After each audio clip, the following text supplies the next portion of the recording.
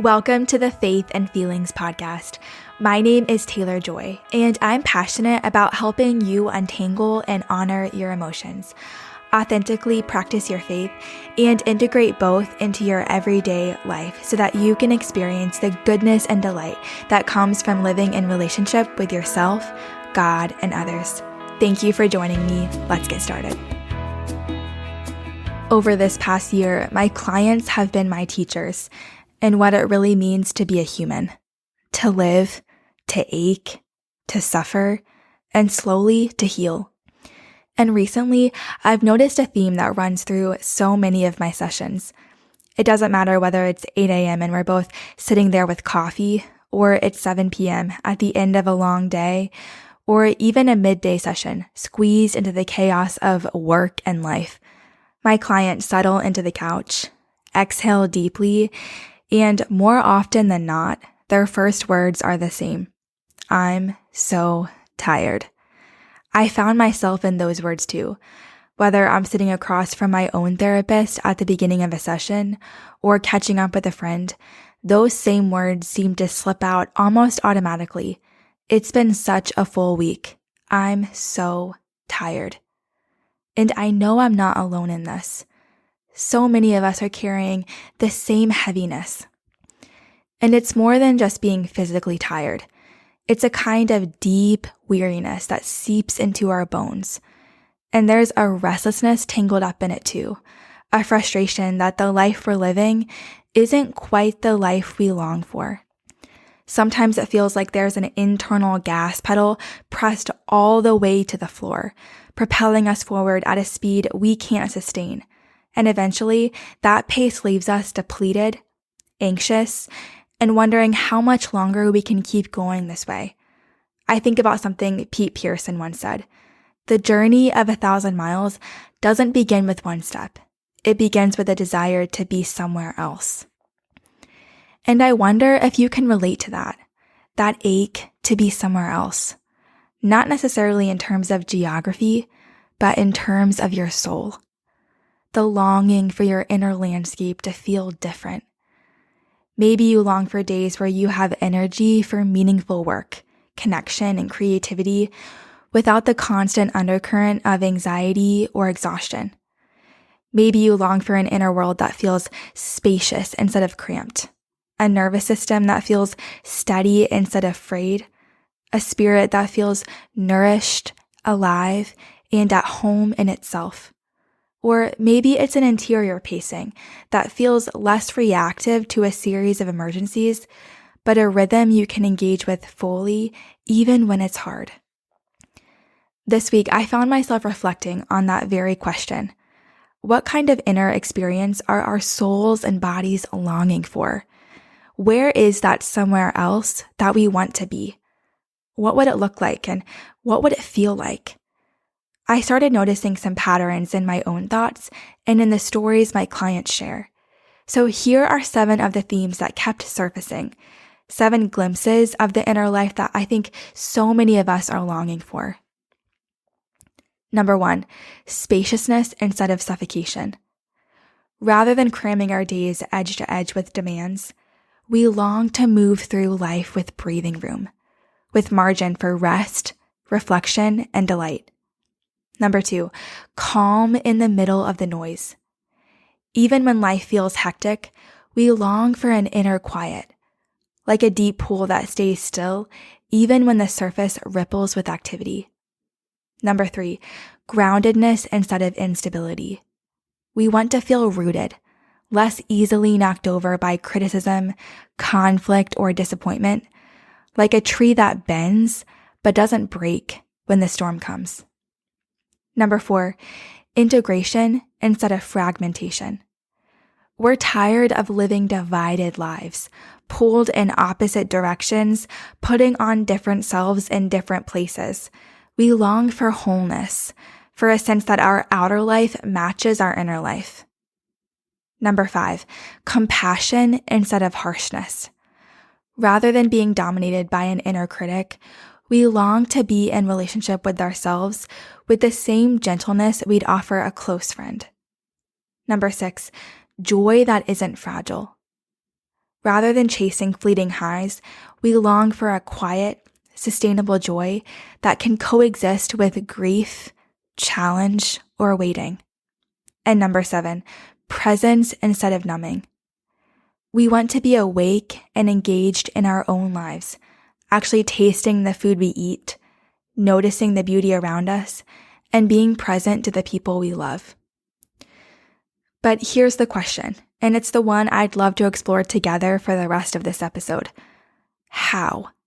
How do we actually get there? And what does it look like to invite the whole of our being to slow down and shift into a more sustainable pace? What I'm learning is this: we have to start small. This process isn't magical and it's not fast.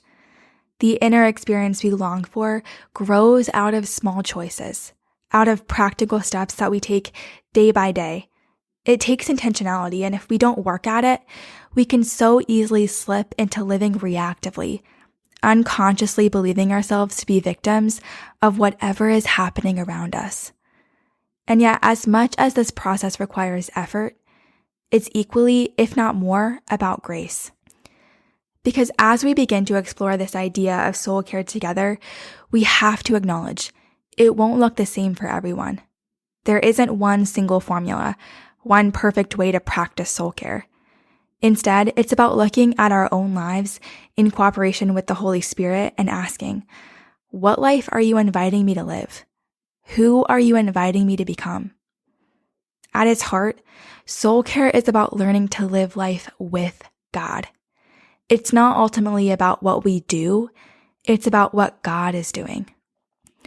Our role is to place ourselves in a posture where God can care for us, tend to our souls, and allow His agenda to rise above our own. Soul care is a space where we allow the lover of our souls to have His way, to nurture, guide, renew, and fill us to overflowing with His love and care. And because each of us is unique, it's going to look different for all of us. So the question becomes, where do we actually begin? It's one thing to talk about soul care in theory and to acknowledge that this process won't look the same for everyone. But when it comes down to our everyday lives, to our actual patterns and actual exhaustion, where do we even start? For me, this question became very real when I first began working in clinical practice. I would get to the end of the day completely emotionally and mentally drained. And almost without thinking, I'd grab my phone and start scrolling through Instagram, or I'd turn on Netflix. And sometimes I'd even do both at the same time, half watching, half scrolling, completely checked out. Now, I'm not saying that any of those things are inherently bad in and of themselves, but the question for me became, how was I bringing myself to these activities? I wasn't showing up to them feeling relaxed. I was showing up out of depletion. I wasn't coming because I wanted to, but because I didn't have anything left. It wasn't enjoyment, it was numbing. And the irony of it all was that I'd fall asleep afterwards feeling even more exhausted. So as I began prayerfully discerning what soul care might look like for me, I started asking myself a new kind of question. What rhythms or practices bring lasting restoration? And what rhythms only bring momentary relief? Again, in no way am I saying that momentary relief is a negative thing. That's part of being human. But here's the shift. When those quick fixes become our primary way of coping, they end up leaving us emptier instead of fuller. And that's where I began to notice the difference between momentary relief and lasting restoration. Listen to how different these two sound in their nature and in their impact. While momentary relief distracts or numbs us for a short time, lasting restoration replenishes and strengthens us over time. While momentary relief often leaves us empty or even more depleted, lasting restoration leaves us fuller, steadier, and more alive. While momentary relief is usually passive, like scrolling or comfort eating, lasting restoration is intentional, like silence, prayer, or other nourishing practices. While momentary relief tends to avoid or suppress emotions, lasting restoration makes space to bring our emotions before God. While momentary relief offers escape from life, lasting restoration helps us engage more fully with life. While momentary relief delivers a short dopamine hit, lasting restoration cultivates long-term resilience and joy. And finally, while momentary relief is often the easy default, lasting restoration requires choice, rhythms, and grace. And that distinction, that shift, is where soul care starts to take root. So before I share a few of the soul care practices that I've been experimenting with personally, I want to put a little more flesh on this concept by offering some concrete examples of what momentary relief versus lasting restoration can look like in practice. These examples come from therapist Janice McWilliams' book, Restore My Soul, and I've returned to them again and again over the past few weeks as I've been sitting with the question of what it means to bring myself to the tending of my own soul in more restorative ways. As you listen to these examples, I want to invite you to notice your own responses. What emotions rise up in you as you hear them? Do you feel a sense of longing, resistance, discouragement, maybe curiosity? What do you notice happening in your body as you take these in? Can you tune in to your gut level reaction as you hear them? Here's how Janice describes the difference between momentary relief and lasting restoration. Taking a vacation after a busy season at work simply to recover from burnout versus learning how to manage the internal challenges of each day during that busy season and then experiencing your vacation as genuine replenishment instead of just recovery.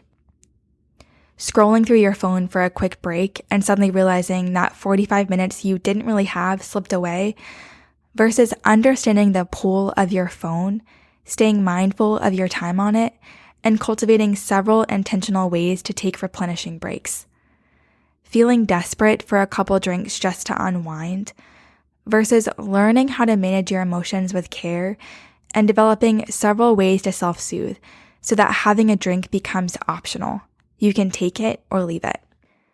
Taking a day off work because you feel overwhelmed versus learning to handle the full range of human emotions in a sustainable way and saving your days off for something that's enjoyable and life-giving.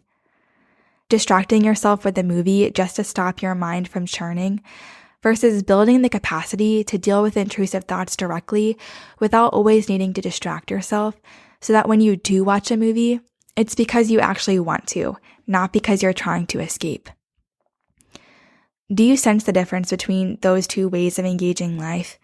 Can you feel the shift in their posture?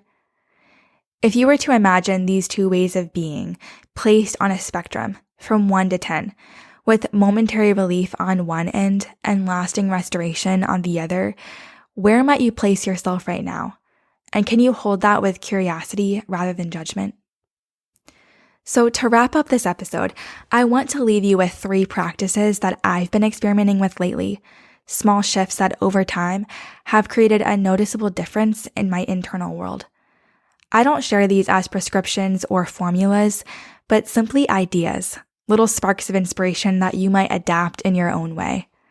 For me, the practices have been about taking better breaks, pursuing better sleep, and creating a better morning routine. Let's start with breaks. For the longest time, my default was to reach for my phone. It was automatic. A pause in the day would come and almost without thinking, I'd scroll through Instagram or open up my email. But I started to notice that these so-called breaks weren't actually refreshing me. They were just adding more noise. So I began experimenting with different kinds of pauses. Walking down the street to grab a coffee, stepping outside for a few minutes of sunlight, talking with a coworker, or simply taking a slow breath and looking out the window. These small adjustments have helped me return to work feeling just a little bit lighter and a little more present. Then there's sleep. I've always known that sleep matters, but I didn't realize how many of my small habits were working against and not with my body. Lately, I've been experimenting with no caffeine in the afternoons, starting to wind down earlier in the evenings, and trying out non-screen activities like a walk after dinner, reading a book, trying something creative like a paint by number, or even listening to a podcast about something I want to learn about. These aren't drastic changes, but together they've helped my evenings become a time of genuine unwinding instead of just collapsing into bed. And finally, mornings. A few weeks ago, I started to notice how anxious I felt the moment I woke up. It was like this sense of urgency hit me the second I opened my eyes, and almost instantly, I'd grab my phone and start scrolling through emails or looking at texts from the night before. My day was starting out with other people's voices before I'd even had a chance to hear God's or my own. So I began experimenting with not looking at my phone right away. Instead, I've started making a cup of coffee and spending a few minutes just sitting in the quiet, connecting with myself and with God.